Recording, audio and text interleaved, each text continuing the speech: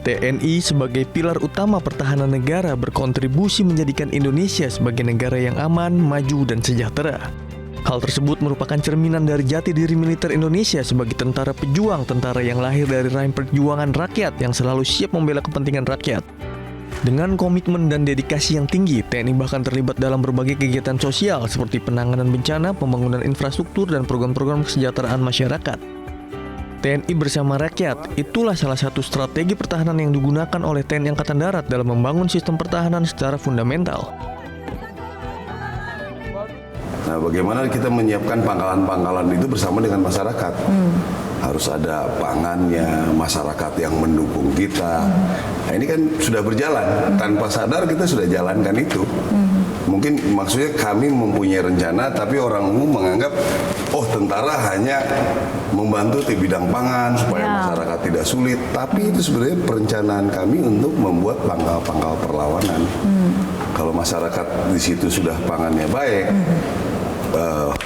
kehidupan kesehariannya sudah baik, kami nanti akan bisa berjuang bersama-sama masyarakat.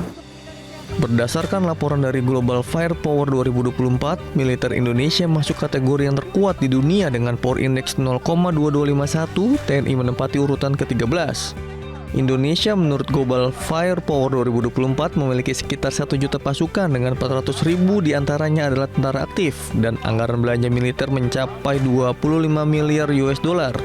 Dalam konteks ASEAN, Indonesia bahkan ditahbiskan sebagai negara dengan militer terkuat.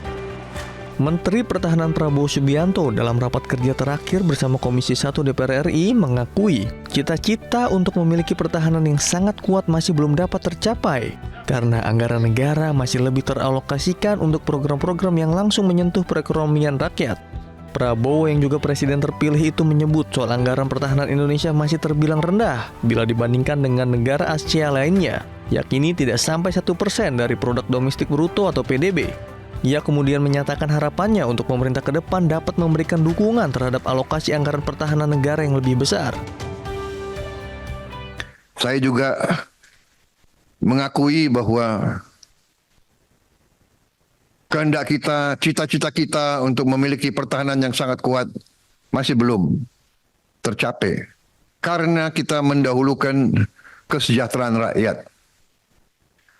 Pengeluaran anggaran pertahanan kita sebagai perbandingan terhadap produksi domestik bruto kita, PDB kita, salah satu terendah di kawasan Asia.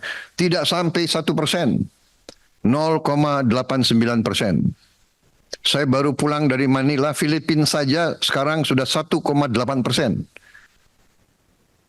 pengeluarannya. Memang pertahanan sangat mahal. Pengakuan Prabowo seolah menjadi angin segar untuk mewujudkan militer Indonesia yang semakin disegani di dunia karena ditopang oleh pertahanan yang super kuat. Apalagi mantan Danjen Kopassus itu dalam hitungan hari bakal segera dilantik menjadi orang nomor 1 di Indonesia. Pengamat militer dari Institute for Security and Strategic Studies, Khairul Fahmi menilai TNI di bawah kepemimpinan Prabowo Subianto nantinya sangat berpotensi terjadi peningkatan. Dalam hal peningkatan menyangkut anggaran, ketahanan, alutsista, serta pengembangan kemampuan cyber TNI. Hal itu didasari lantaran visi misi Prabowo Subianto yang berjanji meningkatkan anggaran TNI bertingkat secara bertahap sampai di ambang 1 hingga 2% dari PDB. Pak Prabowo, kita mungkin akan melihat akselerasi dari program sebelumnya gitu ya. Kalau Pak Prabowo kan di dalam visi misinya menyebut itu sebagai optimum essential force. Jadi akan ada optimasi gitu, dengan mungkin titik beratnya pada bagaimana memperkuat armada laut, armada udara sebagai prioritas strategis gitu ya, untuk menghadapi ancaman di perairan, terutama yang terkait dengan Laut Cina Selatan gitu. Nah, tapi yang perlu diperhatikan dalam soal pengadaan alutsista baru ini ya tentu bagaimana mengintegrasikan alutsista baru ini ke dalam doktrin militer yang lebih modern, lebih sesuai dengan tantangan geopolitik sekarang, kemudian juga mampu diinteroperabilitaskan. Namun yang tidak kalah penting dari itu semua adalah peringatan HUT ke-79 ini harus menjadi momentum agar TNI terus menempa profesionalisme diri. Dengan profesionalisme yang terus diasah, tingkah laku prajurit menjadi semakin baik. Tim Liputan, Metro TV.